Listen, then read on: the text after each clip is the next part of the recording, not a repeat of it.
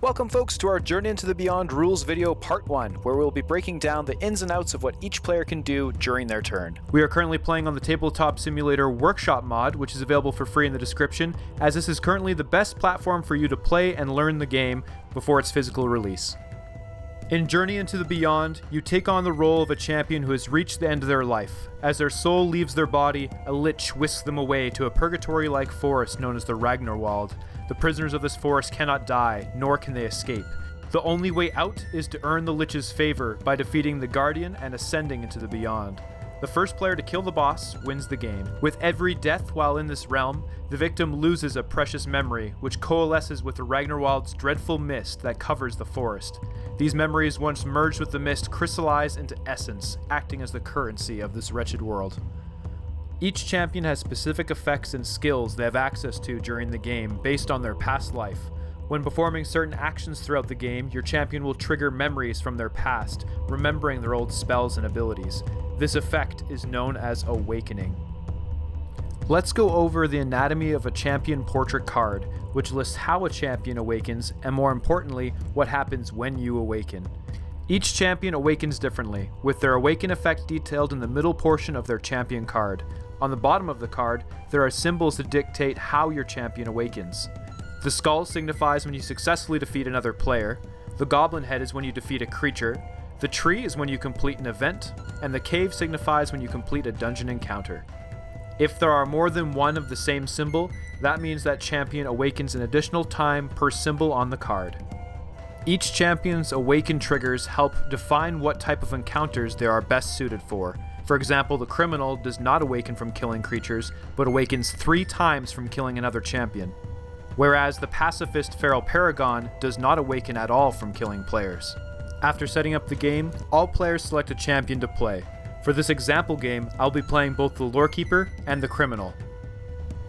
After all players have chosen their champion, they determine which boss they will need to defeat in order to win the game. In our game, we'll be racing to kill Jägermor, the Broodmother. After resolving all start of play effects as detailed by their character reference card, each player will shuffle 3 of their 5 event cards into the event deck. Then they will place their player pawn onto the southernmost part of the board in the mausoleum. Determine who the first player will be, then play proceeds clockwise from that player.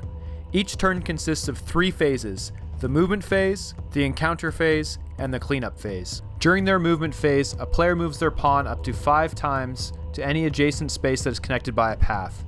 They pick up any essence on that space, then trigger any intent check of any other player currently occupying that space. We will cover this more when we get to the player versus player elements of the game. After completing our movement phase, we move to the encounter phase. Depending on which space we ended our movement phase on, we resolve an appropriate encounter. Red spaces, including those with numbered essence markers on them, are creature encounters, in which we fight the top card of the creature deck. We'll go over combat in another video. If we are successful in defeating the creature, we awaken, if dictated by our champion card, and draw 1 loot card per creature defeated during the encounter. If we end our movement on an orange tree space, we take an event encounter, drawing the top card of the event deck and resolving it. The event deck consists of 4 neutral event cards and 3 event cards per player, ones that were chosen at the beginning of the game. Even if you do not survive the encounter, the event is still considered successful. When ending your movement in one of these corner caves, you take a dungeon encounter. With the exception of these 2 special cards here, dungeon cards are divided into 3 rooms. While taking a dungeon encounter, a player draws the top card of the dungeon deck and resolves the first room on the top of the card. After it resolves, if they have successfully completed their room, they may either exit the dungeon or continue with their run. If they decide to continue, they draw the next dungeon card and now resolve the middle room. Again, should they be successful, they may continue the run or exit the dungeon. Should they continue, they draw another card and resolve its 3rd room. If a player successfully completes a dungeon encounter, they gain 20 essence, a treasure map item card, and awaken if able. Finally, that player also places their color of torch icon at that dungeon, signifying they cannot collect a reward from that location until they complete another dungeon at a different location.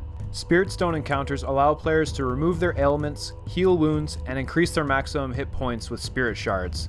A Spirit Shard gives +5 maximum HP and costs 10 essence each. A player cannot control more than 6 Spirit Shard tokens. Shop encounters can occur in 3 different types of spaces, each with their own unique effect. While taking a shop encounter, players may sell items for half of their printed value, as well as purchase any number of cards based on the conditions set by the shop. While at the Mausoleum, players may reveal the top 4 cards of the Mausoleum deck. While at a potion shop encounter, they may reveal all 6 cards from the potion shop. And finally, while at a blacksmith shop encounter, they reveal the top 4 cards of the loot deck. The cleanup phase is the last chance for us to swap out equipment cards or activate effects we would control before we would pass the turn to the next player. The last thing we do in our turn to signify we are done is we roll the Avarice dice. Then we take 5 essence from the bank and place it on the corresponding value that we rolled. And that's it! You just completed a turn and Journey into the Beyond. I hope you enjoyed the video, and be sure to stick around for the next one where we cover the intricacies of combat. Thanks so much for watching, and I hope to see you again soon.